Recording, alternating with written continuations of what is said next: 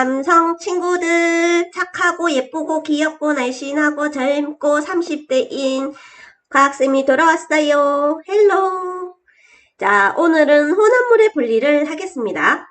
일단 혼합물의 분리가 보통 책에는 1, 2 이렇게 나누어져 있는데 어차피 서로 막 이게 단순하게 하나로 분리할 수도 있지만 여러 개로 복합적으로 분리해야 될 수도 있기 때문에 오늘은 혼합물의 1, 2를 한꺼번에 다 진도를 나갈 거니까 집중하시고 혼합물의 분리 방식을 단순히 외운다기보다는 이 혼합물은 어떻게 분리를 해볼까 한번 생각을 해보면 이 파트가 그렇게 어렵지는 않을 거예요. 됐죠? 자, 근데 여기에서 강조하는 건 이 혼합물을 분리할 때 우리가 앞에서 배운 끓는 점, 녹는 점, 어는 점, 밀도, 용해도 이런 것들 중에서 어떤 특성을 이용했는지 이건 또 시험이다 보니까 그런 특성들을 주로 많이 묻습니다. 자, 그러면 첫 번째 나오는 게 그 특성 중에서 뭐를 이용한 거냐면 끓는 점 차를 이용해서 혼합물을 분리하는 방법. 첫 번째 우리가 배울 겁니다. 그래서 시험에서 이렇게 이 방법은 물질의 특성 중 뭐를 이용했나요? 이렇게 물으면 끓는 점이라고 대답을 할 수 있어야 돼. 알겠죠? 너가 알긴 알지만 이제 그 무슨 특성 이렇게 물었을 때 대답을 못한 친구들이 좀 있기 때문에 이 지금 하고 있는 건 끓는 점 차를 이용한 분리다.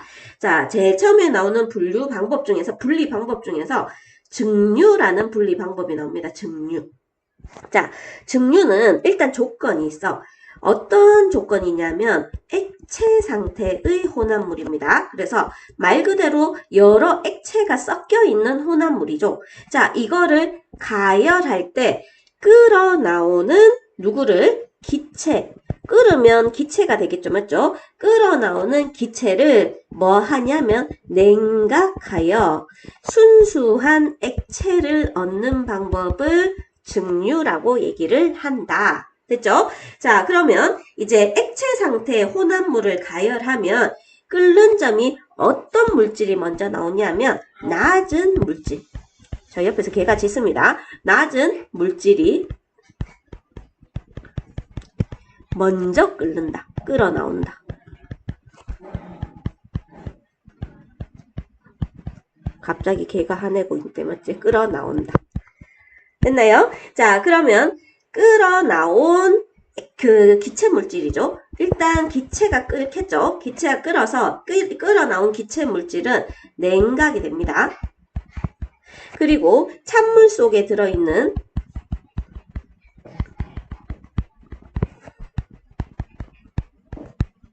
어디에 모이냐면 시험관에 모인다.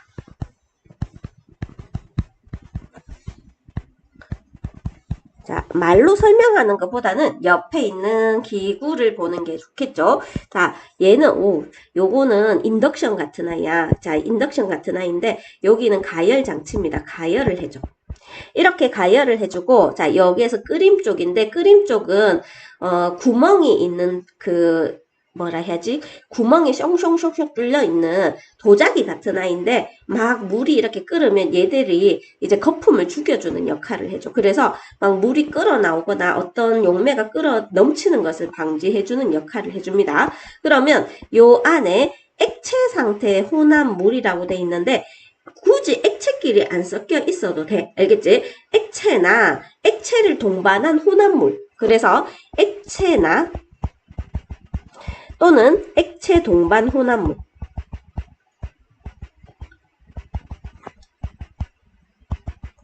자, 이런 혼합물을 가열을 합니다. 자, 가열을 하면 여기에서 끓는 점이 어떤 아이가 나오냐면 낮은 아이가 먼저 끓어 나오겠죠. 맞죠? 그래서 끓는 점이 낮은 아이가 끓어 나오는데 이 끓어 나온 아이는 1로 가는 거야. 자, 이렇게 가서 점점 온도가 식습니다. 근데 그따 대고 여기에다가 찬물까지 있잖아. 그럼 찬물에 의해서 확 식어버린단 말이야. 이 찬물은 갈아주면 더 효과가 좋습니다. 빨리빨리 모일 수 있어. 자, 그래서 끓어 나온 기체가 다시 여기에서 시험관 속에서 식어서 냉각되어서 액체로 되게 되는데 우리 이렇게 혼합물에서 순수한 액체를 얻어내는 방법을 뭐라 부르냐면 증류라고 얘기를 합니다. 증류. 이름 기억하세요. 이 방법을 증류라고 한다. 어떤 성질을 이용했는지 끓는 점 차를 이용했다. 방법은 뭐다? 증류다. 이렇게. 알겠죠? 자, 그 다음에 그 밑에 그러면 이렇게 끓는 점 차를 이용해서 이거는 약간 소규모이긴 한데 이런 걸 이용해서 분리하는 방법. 혼합물을 분리하는 게 어떤 게 있을까 했을 때 바닷물에서 식수 얻기 이렇게 돼 있죠. 자, 바닷물을 가열하면 바닷물에 들어있는 누구만 바닷물에 들어있는 물 알겠죠? 물만 기화하여 기화는 물이 뭐가 됐냐면 수증기가 된다는 얘기입니다. 자, 기화하여 자 수증기가 됩니다. 기가 되고 자, 이 수증기가 다시 냉각을 해. 알겠죠? 그러면 다시 차갑게 해주면 순수한 뭐를 얻어낼 수 있다? 물을 얻어낼 수 있다. 그래서 아주 짠 바닷물에서 식수를 얻는 방법을 우리는 증류라고 얘기를 하고 자, 증류의 방법을 씁니다. 자, 그리고 여기에 이용되는 성질. 자, 성질은 뭐를 이용한 거다? 끓는 점 차를 이용한 거다. 밑에 그림 한번 볼게요. 자, 그림 보면 바닷물을 끓입니다. 자, 바닷물을 이렇게 끓이면 얘가 수증기가 되겠죠? 그러면 요 밖에 차가운 공기에 의해서 얘들이 냉각되면서 또도도도도도 벽면을 타고 떨어질 거예요. 벽면을 타고 떨어지면 이 물을 모아서 얻게 되면 순수한 물이 얻어집니다. 자, 이런 것들을 증류라고 얘기하고 탁한 술에서 맑은 소주 얻기. 우리 탁한 술을 탁주라고 얘기해. 탁주. 알겠죠? 탁주. 자, 막걸리라고 표현하기도 합니다. 거기에서 소주를 얻어내는 방법도 끓는 점 차를 이용한 증류의 예인데 자, 여기 요렇게 생긴 거 이 전체 이거를 소주꼬리라고 얘기해. 소주꼬리. 자, 소주꼬리 위에는 이렇게 뚜껑이 있는데 뚜껑이 찬물을 받을 수 있게 이렇게 만들어 놨습니다. 여기에다가 뭐를 끓이냐면 탁주를 끓여. 자, 탁주를 끓이면 자, 이렇게 물하고 에탄올 같은 것들이 막 이렇게 끓어 나오지. 자, 제일 먼저 에탄올이 먼저 끓어 나옵니다. 그래서 에탄올이 끓어 나와서 여기 찬물에 대요.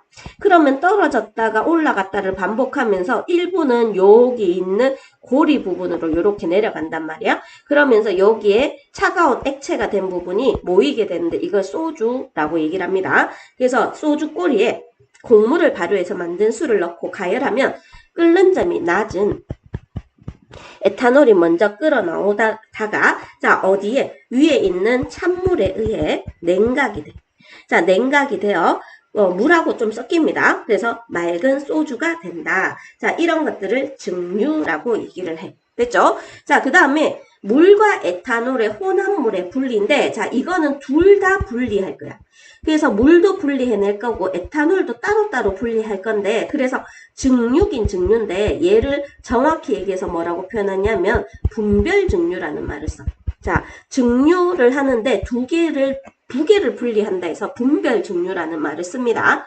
그래서 물과 에탄올의 혼합물을 가열해서 끓는 점이 누가 낮냐면 끓는 점이 낮은 에탄올이 먼저 끓어 나오고 끓는 점이 높은 누가? 물이 나중에 끓어 나와. 알겠죠? 자, 그래서 우리는 온도를 재면서 얘들을 걸러낼 건데 실험에도 하나가 있습니다. 자, 물과 에탄올의 가열 곡선 보이죠? 맞죠? 자, 기역, 니은, 디귿, 리을 이렇게 되어 있는데 자, 일단 기역 부분은 아직까지 둘 다 끓는 점에 도달하지 않았기 때문에 혼합물의 온도가 올라가. 혼합물의 온도가 업됩니다. 알겠죠? 자, 그 다음에 에탄올은 원래 몇 도씨에서 끓냐면 78도씨에서 끓는데 78도보다 약간 높은 데서 높은 온도에서 끓어 나와.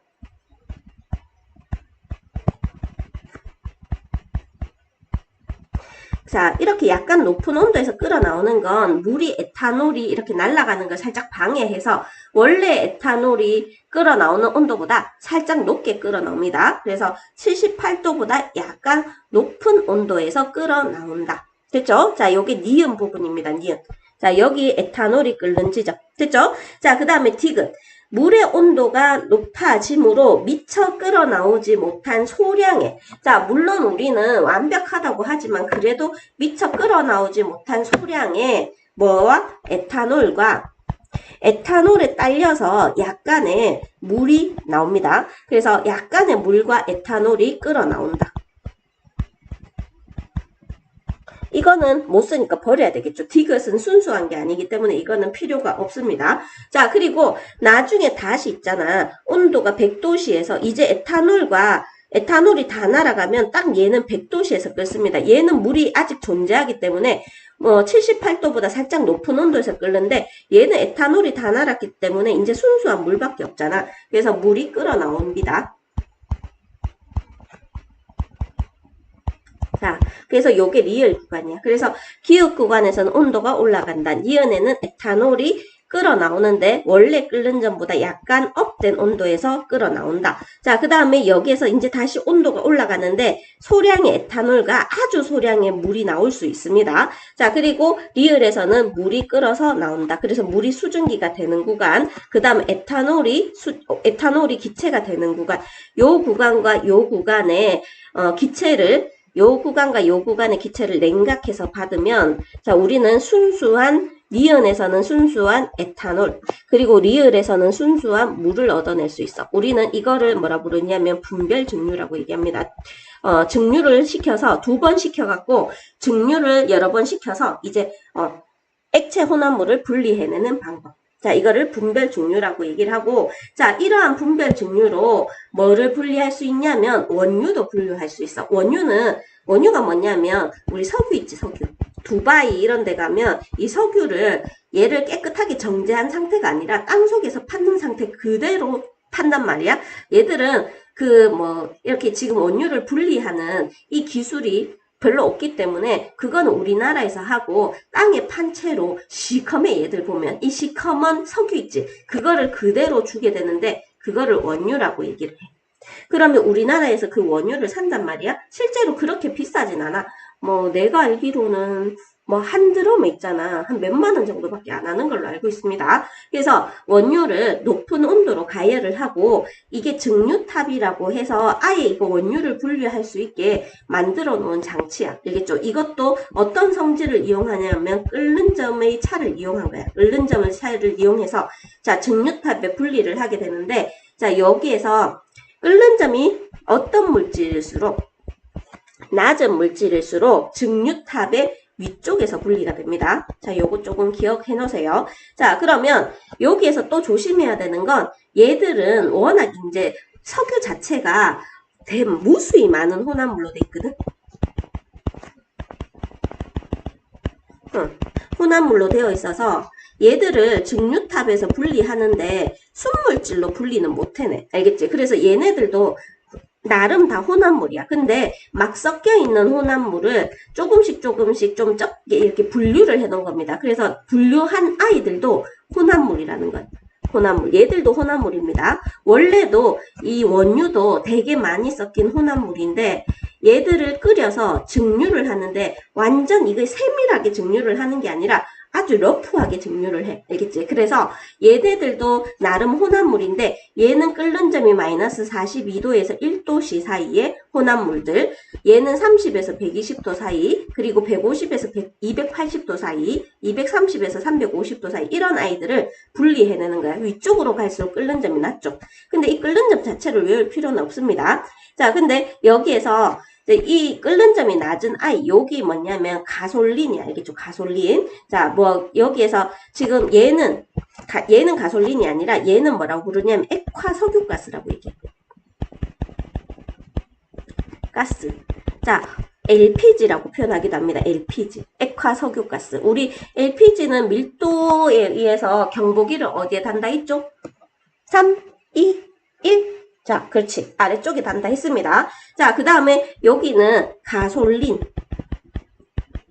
알겠죠? 자, 그래서 가솔린이라 얘기하고, 어떤 책에는 나프타라고 되어 있기도 합니다. 나프타. 자, 이렇게 표현하기도 하고. 자, 그 다음에 항공기 원료로는 등유를 씁니다. 등유. 자, 그 다음에 디젤 기관은 경유. 자, 그 다음에 선박 연료로는 중유를 써. 자, 그 다음에 도로 포장재는 아스팔트죠. 자, 이렇게 부르기도 합니다. 자, 그래서 혹시 위에서부터 외우라고 하면 액화석유가스는 어쩔 수 없이 외워야 되고, 가, 등, 경, 중 이렇게 외우는데, 자, 그 가로등을 켜고 경주하세요. 이렇게 외우면 돼. 알겠죠? 그래서 가로등을 켜고 경주하세요. 경주. 자, 중류, 경유, 등유, 그 다음 가유는 아니고 가솔린인데 나프타라고 부르기도 합니다. 요즘 책에는.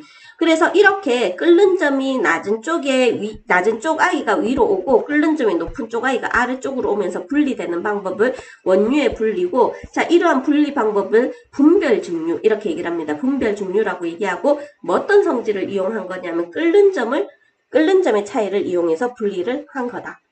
됐죠? 자, 그 다음에 우리 그러면 끓는 점 차이로 이용해서 액체만 분리할 거냐 했을 때 뭐도 분리할 수 있냐면 공기도 분리할 수 있어. 자, 근데 공기는 상온에서 무슨 상태지? 상온에서 얘들이 기체 상태잖아. 기체 상태이기 때문에 끓는 점이 매우 낮단 말이야. 자, 그래서 얘들을 아주 냉각을 시켜. 자, 냉각을 시켜서 어떤 공기를 만드냐면 액체 공기를 만듭니다. 그래서 액체 공기를 만드는데, 자, 얘를 서서히 온도를 어떻게 하냐면 액체 공기를 만든 다음에 서서히 온도를 올리면, 알겠죠? 자, 그래서 불순물을 제거한 공기를 냉각을 시켜, 냉각. 차갑게 만든다는 얘기야. 그래서 냉각한 후 어떤 상태로? 액체 상태로 증류탑에 보내 온도를 올리면, 알겠죠? 똑같이 뭐에 따라서 분류가 됐냐면 끓는 점에 따라. 자, 끓는 점이 낮은 질소, 아르곤, 산소로 분리가 되는데, 아마 여기에서 온도를 여기 보면 액체 산소라고 돼 있잖아, 맞지? 그러면 액체가 되려면 온도를 한 마이너스 180 몇 도 정도 돼야 되지? 183도에서 얘가 끓으니까 183도보다 좀 더 어떻게 해줘야 될까? 그러니까 183도보다 좀 더 낮게 해주면 되겠다, 맞지? 그러면 한 마이너스 184도 정도로 온도를 맞춰준단 말이야. 그러면 마이너스 184도가 되면 여기 있는 산소는 액체가 되고 얘들 아르곤이나 질소는 기체가 되는데, 얘가 더 기체가 빨리 되기 때문에 질소는 위에 올라가고 아르곤은 두 번째 여기에 있습니다. 그러면서 얘를 분리해내는 방법. 자, 이거를 공기의 분리라고 합니다. 그래서 그 끓는 점이 가장 낮은 아이가 질소인데, 질소는 증류탑의 가장 위에서, 알겠죠? 끓는 점이 이 세 개 중에 가장 높은 산소는 증류탑의 가장 아래 남아서 얘는 뭘로 분리되냐면 액체 상태로 분리가 됩니다. 그래서 끓는 점을 한 184에서 4.5도 사이로 맞춰주게 되면 산소는 끓는 점보다 이 온도가 지금 더 어떻기 때문에 끓는 점이 더 높나 맞지? 헷갈린다, 그죠? 마이너스 184도면 얘가 끓는 점이 더 높죠, 맞죠? 그렇기 때문에 아직까지 안 끓었어, 그지? 그래서 얘는 액체 상태고 나머지는 끓는 점보다도 자, 이 온도가 더 높기 때문에 이미 끓었겠지. 그래서 얘들은 기체 상태로 이렇게 분리된다. 이것도 끓는 점 차를 이용한 공기의 분리입니다. 자, 그 다음에 뷰테인과 프로페인인데, 뷰테인, 프로페인, 우리 있자 옛날에 뷰테인은 부탄가스 이렇게 부르고 프로페인을 프로판가스 이렇게 불렀어. 근데 얘들이 어디에서 나오냐면 여기에서 나와. 여기 가정용 연료 있지, 요거. 자, 이 가정용 연료 여기에서 나오는데, 이 프로페인과 뷰탄가스는 겨울에 사용하느냐 여름에 사용하느냐에 따라서 혼합 비율을 조금 다르게 줘야 된대. 그래서 순수한 뷰테인과 프로페인 가스를, 뷰탄가스나 프로판가스를 이렇게 순수하게 얻어내서 나중에 혼합물을 다르게 해야 되는데, 자, 그러한 방식 중에 하나가 이런 방법을 이용한다는 겁니다. 뷰테인의 끓는 점이 마이너스 0.5도시고 프로페인의 끓는 점이 마이너스 42.1도시래. 자, 혼합기체를 소금이 섞인 얼음에 넣으면 끓는 점이, 자, 여기에서 처음에 지금 한 상온이라고 치자. 25도가 돼. 25도씨에서, 자, 요 안에 프로페인과 뷰테인이 있단 말이야. 근데 여기에 얼음에다가 소금을 막 집어넣어. 그러면 얘들이 막 차가워진단 말이야. 그래서 이 안에 있는 아이도 냉각이 막 돼.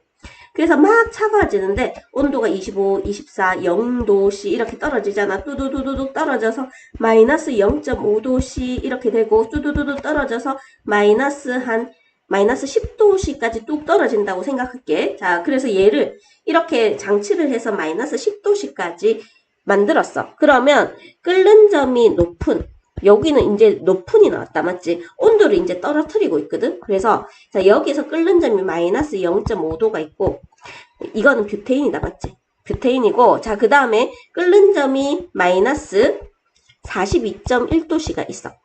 얘는 프로페인이야. 알겠죠? 자, 그럼 얘가 끓는 점인데 얘는 이거보다 온도가 내려가면 액체가 되겠지. 액체. 자, 그 다음 얘는 42.1도보다 내려가야지 액체가 됩니다. 둘 다 현재는 기체 상태였어. 25도씨 정도에서 기체다가 온도를 뚜두두둑 떨어뜨리면 마이너스 0.5도가 지나가는 순간 끓는 점이 높은 뷰테인이 먼저 액체가 됩니다. 그래서 이거 생각을 잘해야 돼. 알겠죠? 그래서 온도 뚝뚝뚝뚝 떨어뜨리면 얘네들이 기체였다가 온도가 내려가면 뷰테인이 먼저 뭐가 된다? 액체가 된다. 자, 그래서 온도 이거 나올 수 있으니까 조금 기억을 해 놓읍시다. 여기가 온도가 있어. 자, 여기에 마이너스 0.5도씨. 자, 얘는 뷰테인인데 뷰테인은 이거보다 높으면 기체고 이거보다 낮으면 액체야, 액체. 자, 그 다음에 여기가 마이너스 42.1도씨인데 프로페인은 이거보다 높으면 기체야. 자, 그 다음 이거보다 낮으면 액체입니다. 자, 그럼 온도를 어느 정도로 맞춰주냐면 이쪽으로 맞춰줘. 그래서 여기에서부터 온도를 뚜두두둑 낮춰서 이렇게 내려갑니다. 자, 내려가면 뷰테인은 액체가 되고 프로페인은 아직까지 기체가 되지.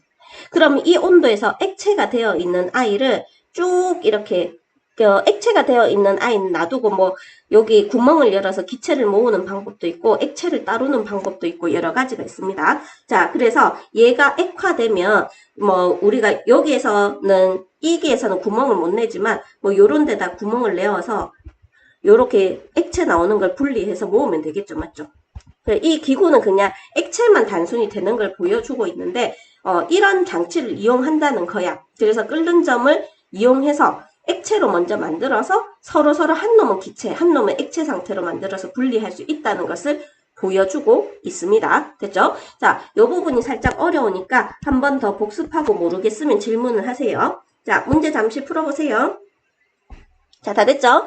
자, 1번. 끓는 점 차를 이용해서 혼합물을 분리하는 장치이다. 맞습니다. 혼합물을 가열하면 끓는 점이 자, 가열하면 낮은 물질이 먼저 나옵니다. 알겠죠? 그래서 낮은이 나올지 높은이 나올지는 가열하면 낮은 물질이 먼저 끓어 나온다. 기억을 하시고 끓어 나온 물질은 냉각되어 시험관에 모인다. 맞습니다. 요거는 틀렸죠. 맞죠? 자, 그래서 낮은이 먼저 끓어 나오고 자, 바닷물을 가열해서 식수를 얻고 국물을 발효해서 만든 술을 소주거리에 넣고 가열해서 소주를 얻는다. 이런 방법을 증류라고 얘기를 합니다. 증류. 알겠죠? 자, 3번에 에탄올이 주로 끓어 나오는 구간이 어디죠? 평평한 구간 찾아야 돼. 그래서 여기가 에탄올이고 여기는 누가 나온다? 물이 나옵니다. 알겠죠? 그래서 에탄올은 나, 물은 라 이렇게 하면 되겠죠. 자, 증류탑으로 원유를 분리할 때 이용되는 물질의 특성, 우리가 앞에 배운 물질의 특성 중에 뭐를 이용했을까 했을 때 끓는 점을 이용했다.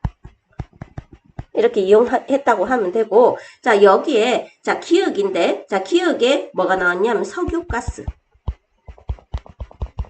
자, 니은에, 쌤 가솔린이라며요 하는데 가솔린이 휘발유의 영어야, 알겠지? 그래서 휘발유.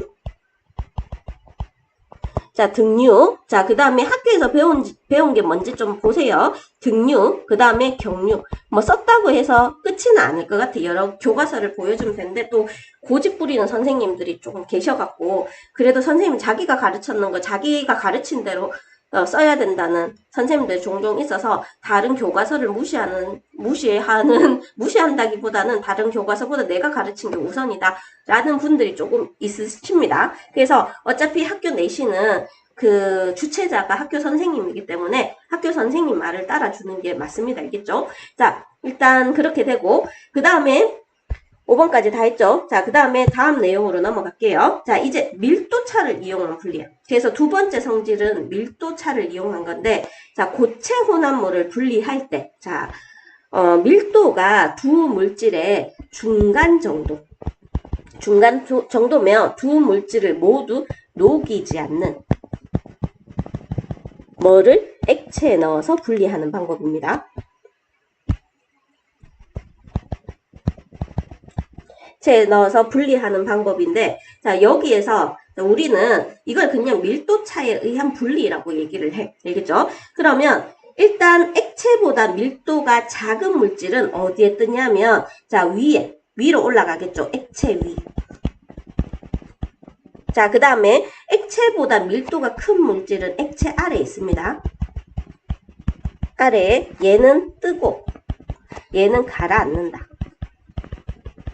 단 이 액체는 이 두 물질을 녹이면 큰일 납니다. 알겠죠? 두 물질을 녹이지 않는 액체에 넣어서 분리한다. 그래서 오른쪽에 보면 밀도가 작은 A가 있고 밀도가 큰 B가 있는데, 자, 밀도가 큰 B는 깔아앉고 밀도가 작은 A는 뜨죠. 그래서 밀도를 비교하면 이런 식으로 밀도를 이용해야 되고, 액체는 두 물체의 밀도의 중간 정도를 이용하면 됩니다. 그래서 밀도차를 이용한 고체 혼합물의 분리의 예에, 자, 좋은 벽시 고르기 해서, 자, 쭉정이랑 이제 좋은 벽시가 있는데, 벽시를 소금물에 담그면 쭉정이는 위로 떠, 업.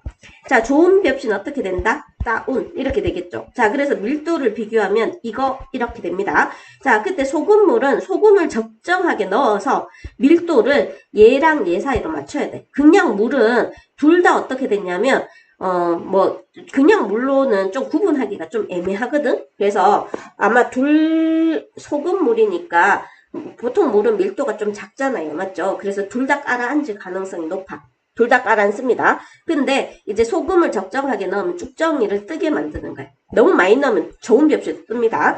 자, 얘도 똑같은 방법이야. 소금물을 사용해서 오래된 달걀과 신선한 달걀인데, 달걀을 소금물에 넣으면 오래된 달걀은 뜨고 신선한 달걀은 가라앉습니다.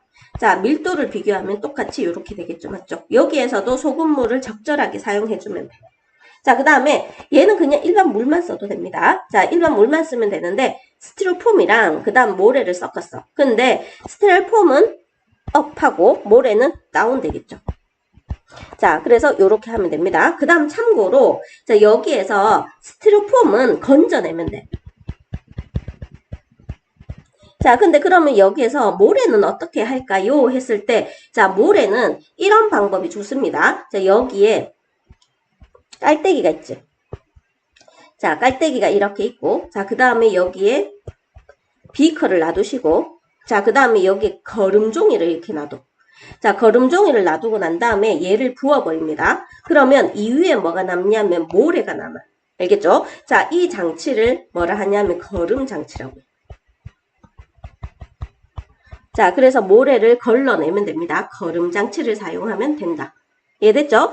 자, 그 다음에 소금물의 농도인데, 소금물의 밀도는 농도가 진할수록 커집니다. 알겠죠? 자, 벽시를 고를 때 쭉정이가 뜨지 않으면 소금을 더 넣어주면 됩니다. 플러스. 자, 반대로 좋은 벽시가 떠오른 경우는 소금을 빼기 힘드니까 물을 더 넣어주면 돼. 물을 플러스 해주면 농도를 적절하게 맞출 수 있습니다. 자, 그 다음에 두 번째, 이제 밀도 차이. 아직까지 밀도하고 있습니다. 밀도차를 이용하는 건데, 액체 혼합물을 분리하는 거야. 액체. 자, 근데 서로, 알겠죠? 서로 섞이지 않아야 돼. 밀도가 다르더라도 물과 에탄올은 섞이거든? 그래서 물과 에탄올은 앞에서 배웠던 뭐를 이용하냐면 증류를 배웠잖아. 맞지? 증류를 이용했지만, 자, 여기에서 액체 혼합물은 서로 섞이지 않을 때, 그러면 증류를 사용하는 게 아니라 서로 섞이지 않고 밀도가 다르면 하나는 위로 뜨고 하나는 아래로 가라앉습니다. 알겠죠? 자, 그래서 이런 아이는 뭐를 이용하냐면, 자, 글자 기억하세요. 분별. 깔때기를 이용합니다. 기를 이용해서 분리를 해내면 됩니다. 그래서 이렇게 생겼어. 얘 이름 자체가 분별 깔때기. 알겠죠?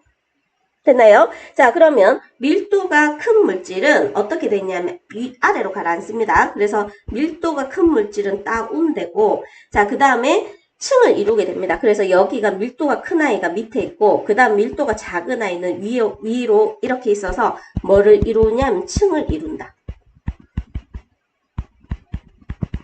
됐죠? 자, 그러면 여기에서 밀도를 두 개 비교하면 A랑 B랑 이렇게 있잖아. 맞지? 그러면 A하고 B 중에서 누가 밀도가 더 크다? B가 밀도가 더 크다. 됐죠? 자, 분리 방법에 마개를 열어야 됩니다. 마개를 안 열면 얘가 이렇게 역류할 수가 있어. 공기가 부족하면서. 알겠죠? 이렇게 여기에 공기가 이렇게 올라와서 거꾸로 역류할 수 있어서 실험이 헛박 날 수가 있습니다. 그래서 마개를 연 후 꼭지, 여기 꼭지 있지? 자, 꼭지를 돌려서 어디가 아래쪽 있지? 자, 아래층의 물질을 먼저 분리하고 위층의 물질은 여기 입구 있지? 자, 위쪽 입구로 분리하면 됩니다. 또 굳이 밑에 하면 여기에 내려갔던 물질이 섞일 수 있으니까 얘를 흘려보내고 난 다음에 요 중간 정도는 그냥 버려야 되겠죠. 좀 애매한 부분은 버리시고 이제 여기에 남아있는 건 거꾸로 해갖고 다른 비커에 부어버리면 됩니다. 그렇게 해서 자, 여기에 요 꼭지를 열어서 또도독 해서 여기에 모은 다음에 자, 그 다음에 얘가 다 내려가면 요거를 이제 막에 열어져 있잖아. 맞지? 이거를 다른 비커에 쏟아서 부으면 이제 두 개가 분리가 된다. 자, 이러한 액체 혼합물의 분리의 예에 물과 식용유인데 위층에 뭐가 있냐면 밀도가 작은 아이가 있어. 자, 그래서 위에 식용유가 있고 아래쪽에 물이 있습니다. 자, 그 다음에 간장과 참기름인데 기름이 좀 가벼워. 알겠죠? 그래서 참기름이 위에 있고 간장이 아래쪽에 있어. 자, 물과 에테르인데 에테르는 뭐 마취제로 쓰는데 되게 휘발성이 강한 가벼운 물체입니다. 그래서 에테르가 위에 있고 아래층이 물이 있어. 자, 물과 비슷한 아이가 몇 개 없는데 사염화탄소하고 수은 같은 아이거든. 그래서 여기는 위에가 물이고 아래쪽이 사염화탄소입니다. 으로 혼합물의 양이 많을 때는 이런 방법을 쓰면 되고 더 많을 때 또 다른 방법을 써야 되겠죠. 근데 혼합물의 양이 적을 때 그럴 때는 시험관에 혼합물을 넣고 스포이드로 위층에 밀도가 어떤 물질? 작은 물질을 먼저 덜어냅니다. 알겠죠? 그래서 여기에서 요걸 다 덜어내고 좀 애매한 부분은 스포이드를 떠서 버리고 자, 그 다음에 여기에서 물을 나중에 남은 아이가 물이 되겠죠. 맞죠? 그래서 이렇게 되면 밀도가 어떤 물질이 밀도가 작은 이 그림에서는 식용유가 먼저 분리됩니다. 여기에서는 밀도가 큰 물질이 먼저 이렇게 나오겠죠. 그런데 스포이드를 이용하면 밀도가 작은 아이가 먼저 건져집니다. 그냥 이런 걸 외운다기보다는 약간 생각하면 맞출 수 있어. 자, 그 다음에 밀도차를 이용한 분리의 예인데 자, 지금 사금을 채취하는데 우리나라에서는 거의 볼 수 없는 광경이다. 맞지? 자, 사금이 섞인 모래를 그릇에 담아 물속에서 흔들 하면 가벼운 모래는 물과 함께 씻겨 나갑니다. 그래서 물속에서 흔들면 가벼운 모래는 씻겨 나가고 아래쪽에 사금이 남습니다. 사금은 모래에 섞인 금이야. 진짜 금, 골드. 자, 이게 남는다. 자, 밀도를 비교하면 모래보다 사금이 밀도가 더 크다. 이렇게 됩니다. 자, 바다에 유출된 배가 사고가 나게 되면 기름이 이렇게 새어 나올 수 있단 말이야. 자, 그러면 바다에 기름이 유출되면 오일이 못 나가게 이렇게 펜스를 설치를 합니다. 그래서 오일 펜스를 이렇게 막는단 말이야. 설치한 다음에 자, 뭐를 이용하냐면 흡착포를 이용해. 자, 흡착포를 이용하면 여기 이렇게 흡착포를 이렇게 띄운단 말이야. 그럼 이 흡착포에 기름이 흡수가 돼. 알겠죠? 자, 그래서 흡착포를 이용해서 물에 뜬 뭐를?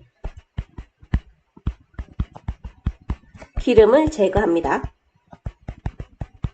됐죠? 자, 이해되죠? 자, 그래서 여기서 그거는 기름이 바닷물에 뜨는 성질, 밀도가 작은 성질을 이용해서 할 수 있다는 겁니다. 만약에 기름이 가라앉으면 진짜 일이 커지죠. 맞죠? 그나마 기름이 떠서 다행이지. 자, 그 다음에 혈액을 원심 분리기에 넣고 회전시키면 자, 원래 피를 이렇게 뽑잖아.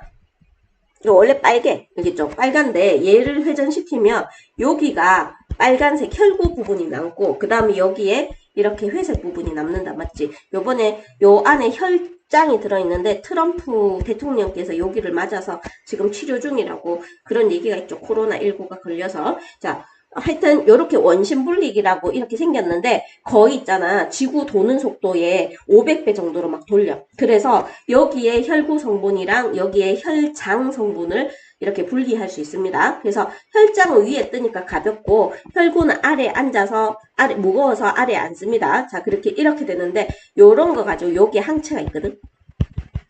항체. 그 병원체 이기는 물체 있잖아. 이런 거 이제 주사 맞아서 병을 치료하고 하기도 하고 여기는 적혈구나 백혈구 이런 것들이 있어. 우리 앞에 배웠죠, 맞죠? 자, 그 다음에 불순물이 섞인 곡물을 키에 넣고 까부르면 까부른다는 얘기는 입으로 후루루루 한다는 얘기야. 그러면 쭉정이는 날아갑니다.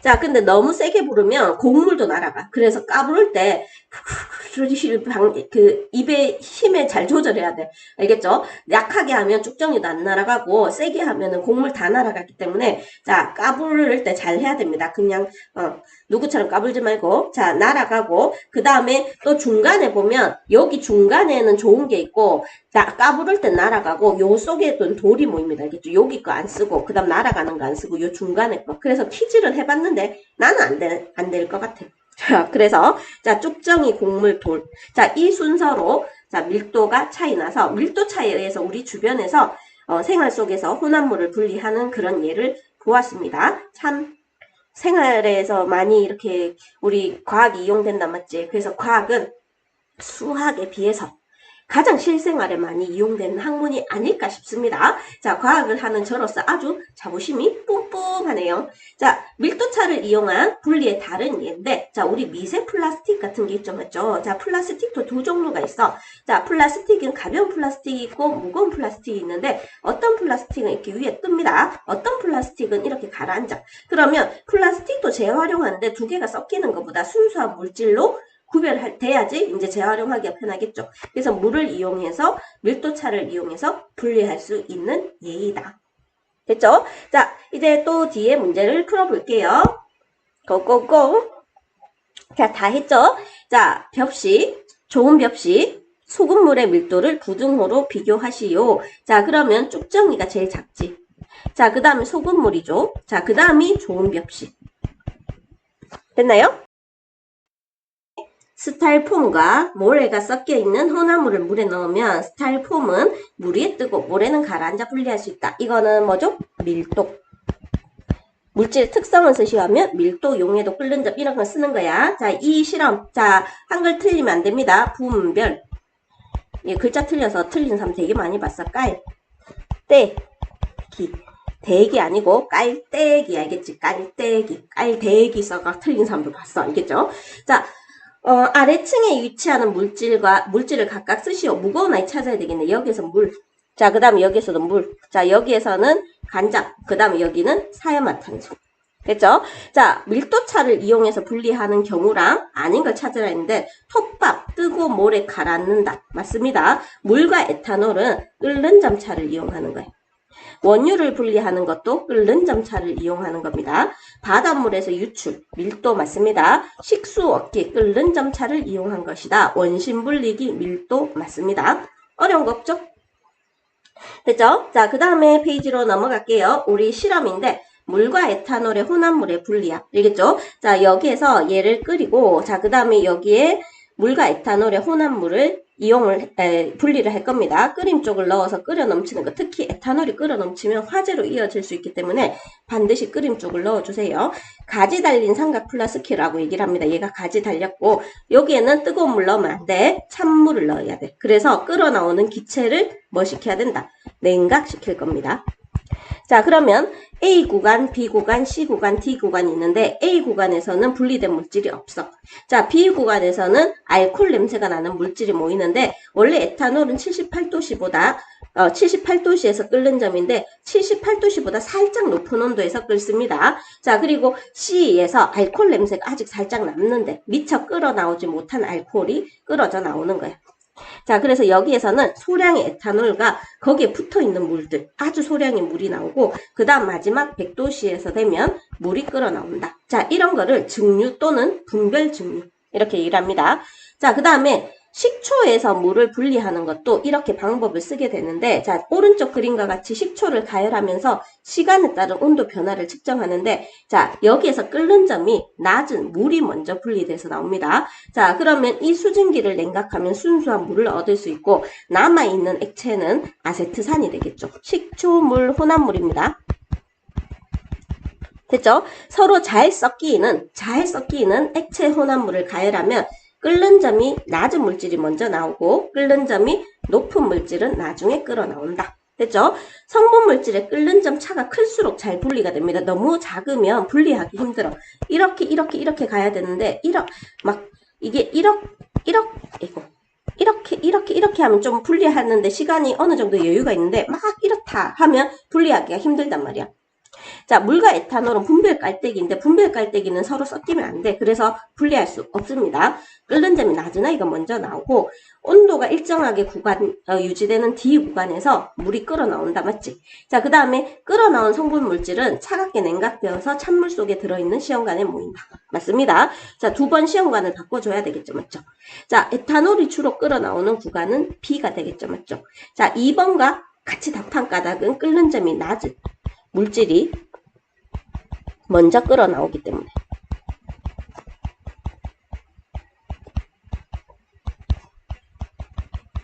됐죠? 자, 그 다음에 이제 실험 두 번째로 가겠습니다. 자, 실험에 물과 식용유의 혼합물의 분리인데, 자, 얘들은 뭐를 이용하는 거냐면 밀도를 이용한 거야. 밀도차. 자, 근데 얘들은 일단 섞이면 안 됩니다. 밀도가 다르더라도 섞이는 게 있어. 섞이는 건 여기에서 하지 마시고 증류를 이용해서 하세요. 자, 지금 마개가 있고 식용유가 있고 물이 있고 이렇게 꼭지가 있습니다. 자, 여기에서 일단 얘를 넣고 난 다음에 마개로 막은 후 혼합물이 두 층으로 나누어질 때까지 기다립니다. 자, 그 다음에 층이 나누어지면 마개를 연 다음 꼭지를 돌려서 아래층의 액체를 분리하고, 자, 경계면의 액체는 따로 받아서 버리든지 딴 데 씁시다. 자, 그 다음에 분별 깔때기 위쪽 입구를 이용해서 남아있는 액체를 이렇게 분리하게 되면 비커가 두 개가 생기겠죠. 아래층에서 따라낸 거, 그 다음 위층에서 분리한 것, 이렇게 나옵니다. 자, 그러면 아래층에서는 물이 먼저 분리가 되고, 자, 그 다음 위층에서는 식용유가 분리가 됩니다. 그죠? 자, 서로 섞이지 않고 밀도가 다른 액체 혼합물을 어디에 집어넣는다? 분별 깔때기에 집어넣습니다. 기에 넣은 후 일정 시간이 지나면 밀도가 작은 물질은 아래층에, 작은이죠. 자, 밀도가 작은 건 위층에, 밀도가 큰 물질은 아래층에 위치한다. 자, 확인 문제 한번 풀어봅시다. 서로 섞이지 않는 액체 혼합물을 이용할 때, 혼합물을 분리할 때 이용하는 방법이다. 밀도차를 이용한다. 자, 그 다음에 분별 깔때기의 꼭지를 열면 밀도가 작은 액체가 먼저 분리된다가 아니라 밀도가 큰 액체를 먼저 분리한 다음에 따라서 분리를 하는 겁니다. 아래층의 액체를 비커 받을 때 분별 깔때기 마개를 닫는 게 아니라 열어야 돼. 아니면 역류할 수 있습니다. 자, 그 다음 분별 깔때기 아래쪽 꼭지에 바셀린을 바르면 액체가 새는 것을 막을 수 있다. 용액이 새지 않도록 분별 깔때기의 꼭지에 바셀린을 바른다. 이렇게 돼 있죠. 그리고 아래층의 액체를 받아낼 때는 분별 깔때기의 마개를 먼저 연다라고 돼 있습니다. 분별 깔때기의 긴 끝이 비커의 벽면에 닿게 하여 액체 방울이 튀지 않도록 한다. 요렇게 유의점이 있죠. 자, 그래서 요거는 맞는 말이고, 물과 식용유의 경계면의 부근에는 두 액체가 조금씩 섞여 있으므로 따로 받아낸다. 맞습니다. 자, A, B에 위치하는 물질을 쓰시오 했는데 물과 사이화탄소지. 그럼 사이화탄소가 밀도가 더 크기 때문에 A가 물이고요. 잘 기억하세요. B가 사이화탄소예요. 자, 이 실험 장치로 분리할 수 있는 액체 혼합물의 조건 두 가지를 쓰시오 했을 때 첫 번째 뭐죠? 둘이 섞이면 안 됩니다. 자, 그리고 두 번째는 밀도가 달라야 되겠죠.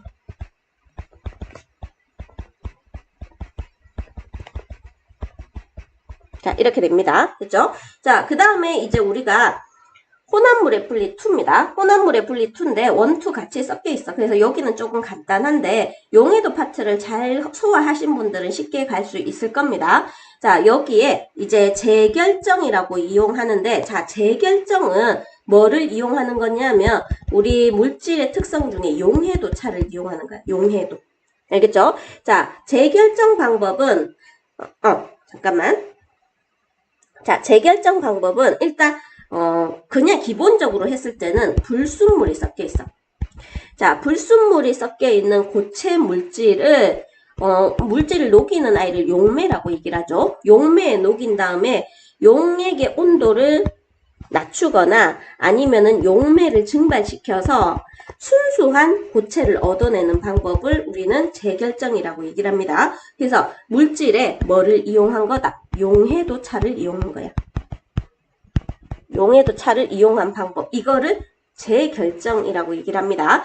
자, 그래서 불순물이 섞여 있는 질산칼륨에서 순수한 질산칼륨 얻기, 천일염에서 깨끗한 소금 얻기, 합성약품에서 불순물 제거하기 이런 것들이 사용되는데 자, 무슨 뜻인지 잘 모르겠으니까 요걸 한번 볼게요. 자, 여기에서 질산칼륨이고 황산구리 2 5g인데 작은 것을 우리는 불순물이라고 합시다.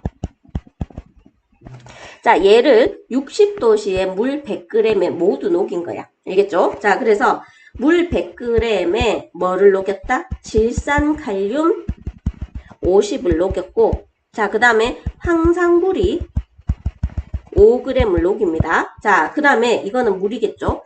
자, 이 다음에 온도를 20도씨로 낮추는 거예요.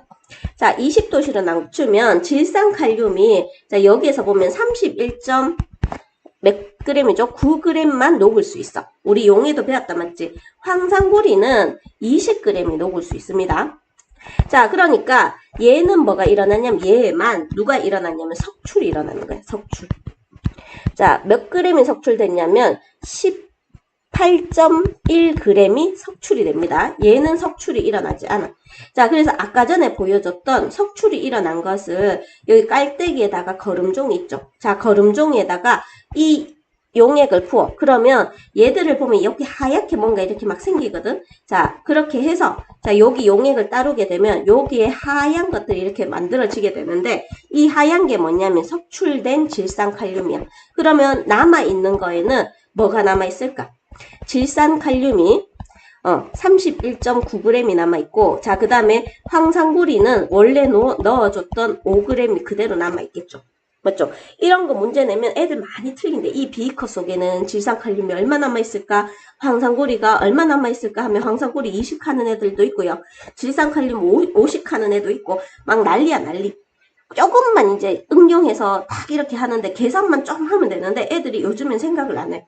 그래서 이렇게 해서 물 100g에 60도씨 넣었다가 온도를 20도씨로 냉각시켰다. 그래프를 보고 자 이제 여기에는 누가 나왔으며 밑에는 뭐가 나왔을까 했을 때 얘는 20도씨에는 31.9g 밖에 안 녹아. 이건 용해가 되는 정도야. 용해도가 이 정도야. 그러니까 50 넣어준 거에서 31.9를 빼면 18.1g이 이렇게 석출돼. 거름종이 위에 남게 돼. 알겠죠? 그리고 이제 거른 용액에는 용액에 녹아있는 아이들 그대로 나오겠죠. 그래서 질산칼륨 녹아있는 거 31.9g이랑 황산구리 5g이 그대로 녹아있습니다. 이해 안 되는 사람도 종종 있을 거야. 내가 조금 빨리 하기는 했는데 한 번만 다시 설명할게요. 혹시나 모르니까. 자, 이해됐는 사람 넘어가셔도 됩니다. 빨리 돌리기 해서 넘어가시면 됩니다. 자, 이 실험은 질산칼륨 50g을 물 100에 넣습니다. 근데 여기에는 황산구리 5g도 들어있어. 자, 나는 순수한 질산칼륨을 얻어내기 위해서 20도씨로 냉각을 합니다. 자, 그러니까 20도씨에 질산칼륨의 용해도를 보니까 31.9g이 녹을 수 있다.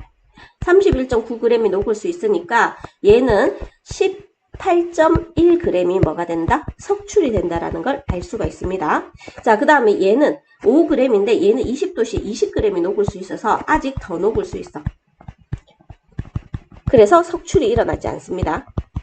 자, 석출이 된 건 이 비커 상태를 보면 하얗게 이렇게 결정으로 보여. 그래서 여기에 제목을 뭐라 부르냐면 재결정이라고 얘기를 합니다. 자, 그래서 깔때기에다가 거름종이를 설치한 다음에 얘 용액을 부으면 이렇게 결정으로 석출된 아이는 위에 남게 되고 석출되지 않은 아이는 거름종이를 통과해서 여기에 통과됩니다. 그러면 석출된 양이 18.1이라서 여기에 질산칼륨 18.1g을 관찰할 수 있고요. 나머지에는 남아있는 질산칼륨 31.9g과 그 다음 황산구리 5g이 여기에 물 몇 g에 100g에 그대로 녹아있는 걸 알 수가 있습니다. 본인이 한번 정리해 보세요. 자, 그 다음에 아주 쉬운 크로마토그래피가 남았는데, 자, 크로마토는, 자, 혼합물을, 여기 제목을 써줘야죠. 익숙하게 하기 위해서 애들이 제목을 잘 못 외우더라고. 크로마토그래피라고 해. 자, 크로마토그래피는 혼합물을 이루는 성분 물질이 용매, 녹이는 물질 있지. 용매를 따라 이동하는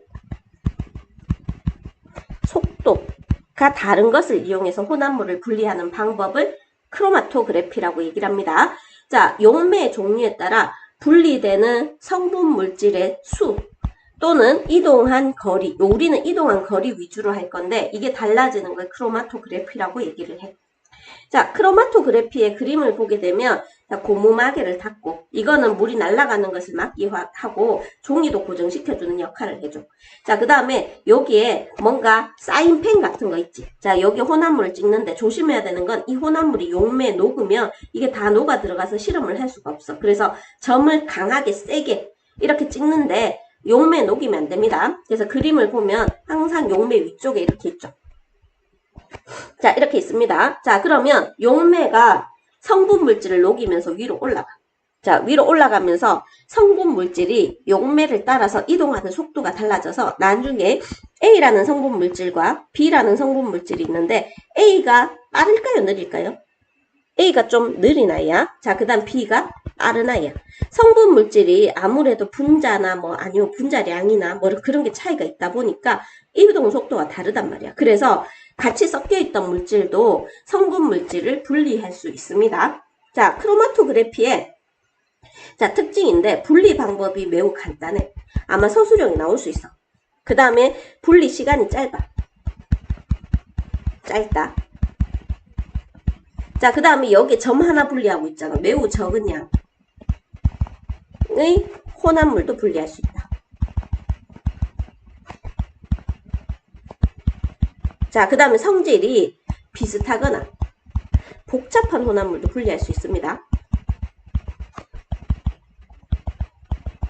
물도 한 번에 분리할 수 있어. 자, 크로마토그래피는 아주 일상생활에 많이 이용할 수 있습니다. 그래서 과학이 일상생활에 제일 많이 이용된다는 거 기억해 주시고, 자, 그러면 크로마토그래피 했을 때, 자, 저렇게 실험했을 때 어떤 일이 생기냐면, 자, 여기가 점을 찍은 위치야. 자, 얘들이 용매를 따라서 올라간단 말이야. 자, 그러면 점 찍은 위치는 무시하세요. 자, 그러면 A는 한 개로 분리됐고, B는 두 개로 분리됐습니다. C는 한 개로, 그 다음 D는 두 개로, 그 다음 E는 한 개로 분리됐는데, 자, 순물질로 여기 보면 예상이라고 돼 있잖아. 자, 지금 A가 A랑, 자, 누구죠? A랑, 그 다음에 누구? C랑 E는 하나로 분리됐지만 실제로 여러 개로 더 분리가 될 수 있어. 아주 또 다른 용매를 쓰면 또 분리가 될 수 있습니다. 하지만 지금 상으로는 점이 하나밖에 없으니까 하나로 예상되지만 무조건 순물질이라고 100% 장담 못해. 할 수는 없어. 알겠죠? 자, 혼합물인 건 확실해. 자, 혼합물인 건, 자, 일단 B랑 D입니다. 알겠죠? 왜냐하면 두 개 이상이 섞였기 때문에. 상이기 때문에 혼합물이라고 할 수 있습니다. 자, 근데 B는 일단 A와 C를 포함하고 있고, 자, 그 다음 D는 C와 E를 포함하고 있습니다. 그래서 어쨌든 A, C를 같이 가고 있으니까 B도 혼합물, C, E도 같이 가고 있으니까 D도 혼합물. 이렇게 되죠. 자, 그 다음에 같은 용매에 따라서 이동한 높이가 같으면 같은 물질입니다. 같은 물질이야. 자, 그 다음에 용매를 따라서 이동한 속도를 보면 누가 제일 빠르죠? 자, E랑, 자, 그 다음에 C랑, 그 다음에 A 이렇게 있잖아, 맞지? 그러면 C가, 자, 여기서 C가 제일 빠르고요. 자, 그 다음에 A, 자, 그 다음에 E. 자, 높이 올라갈수록 이동한 속도가 빠른데 성분 물질에 따라서 이동한 속도 차이가 생깁니다. 용매 따라서 녹아서 이동하는데 이동한 속도가 차이가 생기면서 분리되는 것을 뭐라고 부른다? 크로마토그래피라고 부릅니다. 크로마토그래피를 어디에 이용할 수 있냐면 간단하게 까만 사인펜, 색소 분리. 자, 그 다음에 운동선수들 도핑 테스트. 자, 그 다음에 단백질 성분 검출.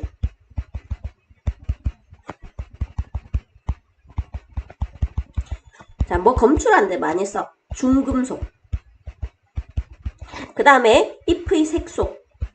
잎은 엽록소, 뭐 엽록소 A, 엽록소 B, 엽록소 C 뭐 이렇게 돼 있는데 잎의 색소 분리 이런 것들의 크로마토 이용 그래피를 이용할 수 있고, 자, 그럼 도핑 테스트가 뭐냐면 도핑 테스트는 운동선수들의 소변이나 아니면 혈액을 채취해서 금지 약물을 복용했는지를 확인하는 거야. 알겠죠? 그래서 금지 약물을 복용했는지를 뭘로? 크로마토그래피로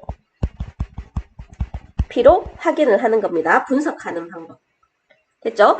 자, 그 다음 기타 혼합물의 분리인데, 자, 예를 들어 소금물이 있어.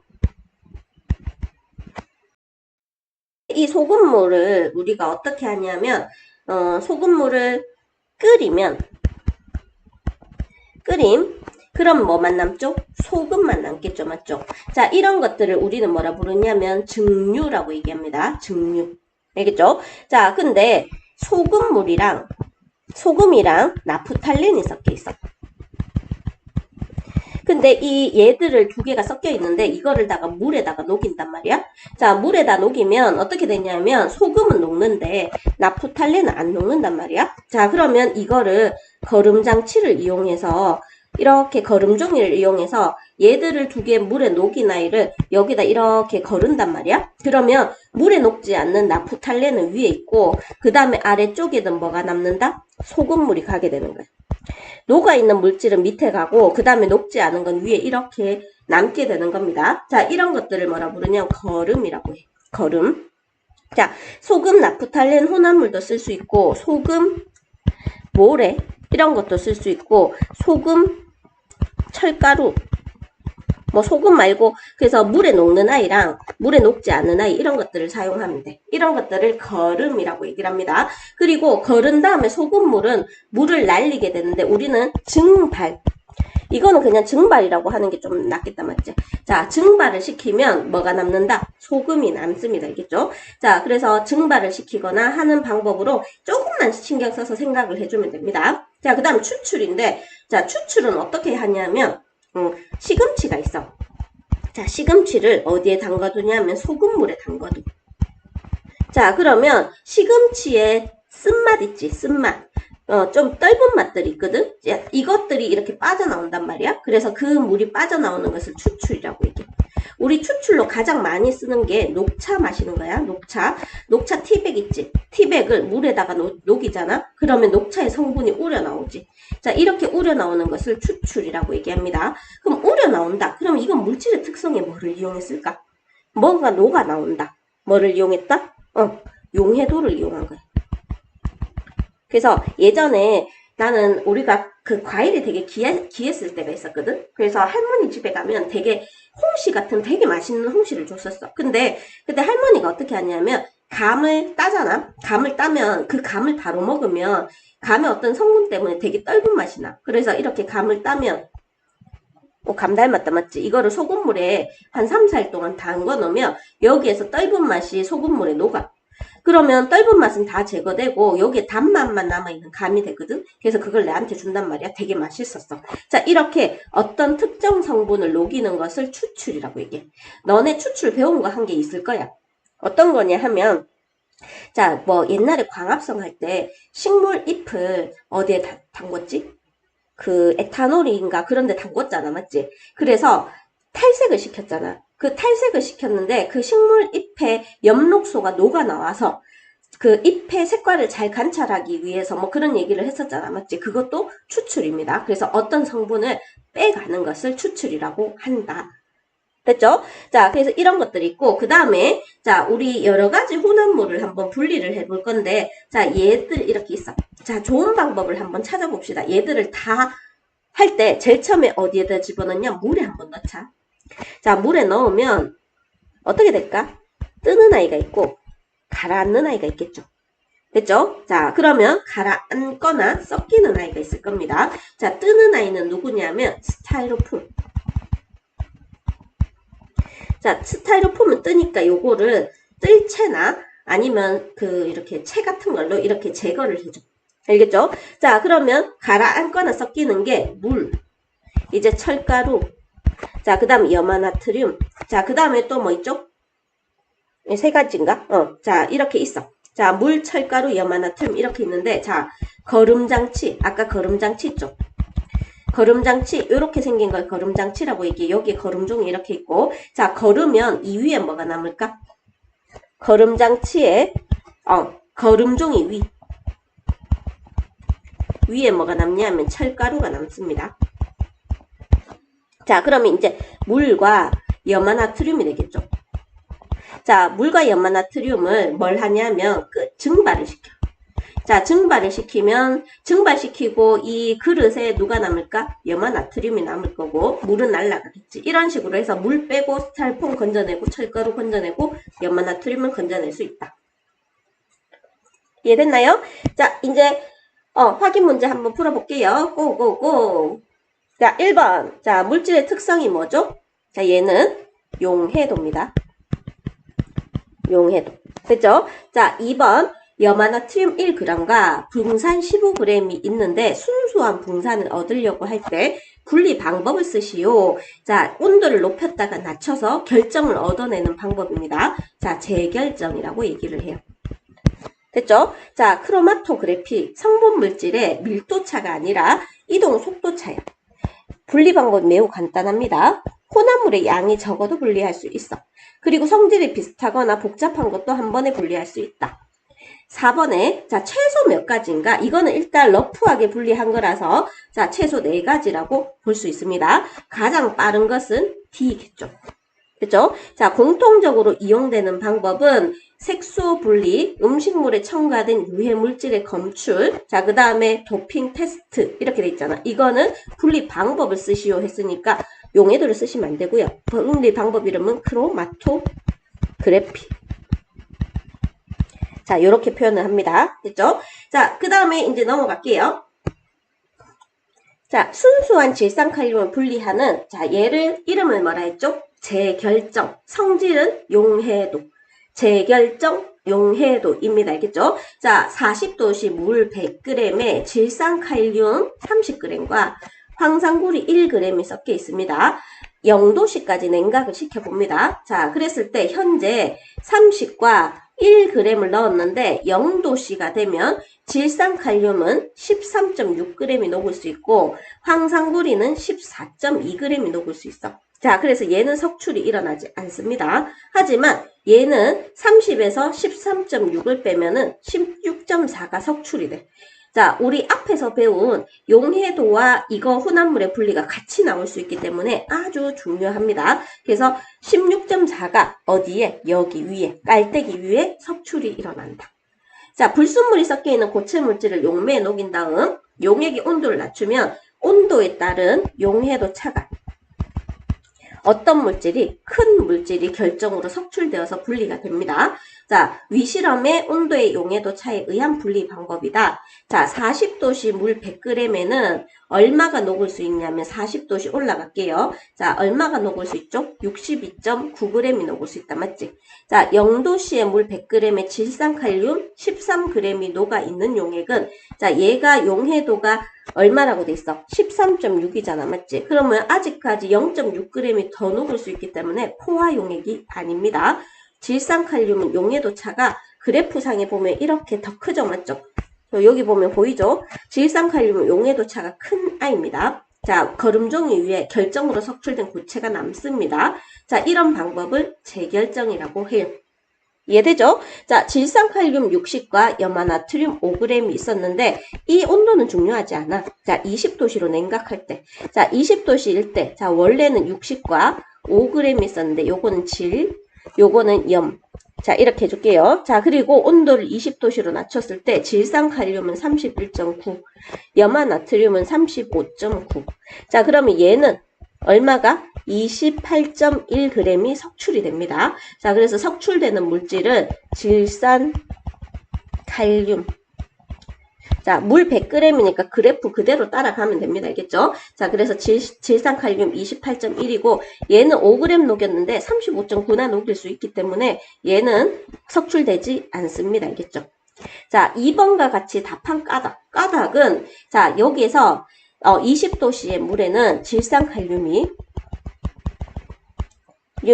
최대한 몇 그램이 녹을 수 있다? 31.9g이 녹을 수 있어. 자, 그러므로 60g 중 28.28인가? 28.1g은 글자가 날라갔나 맞지? 석출된다. 이렇게 써주시면 됩니다. 같지만 강의가 너무 길어지면 강의 시간만 봐도 좀 약간 힘들어하는 친구가 있어서 2개의 강의를 지금 짧게 스피드하게 했어. 이거는 거의 다 학교에서 2주 학교 수업으로는 4시간, 4시간의 수업인데 지금 1시간으로 압축했기 때문에 압축하고 문제풀이까지 지금 동시에 진행했기 때문에 조금 빠르긴 하지만 혹시 빠르다 싶은 사람은 조금 느리게 들으시고 그 다음 잘 모르겠다 싶은 사람은 한 번 더 듣거나 질문을 해주세요. 자, 아마 이까지 시험 치는 학교들이 많을 건데 조금만 노력해서 좋은 점수 획득합시다. 화이팅! 안녕!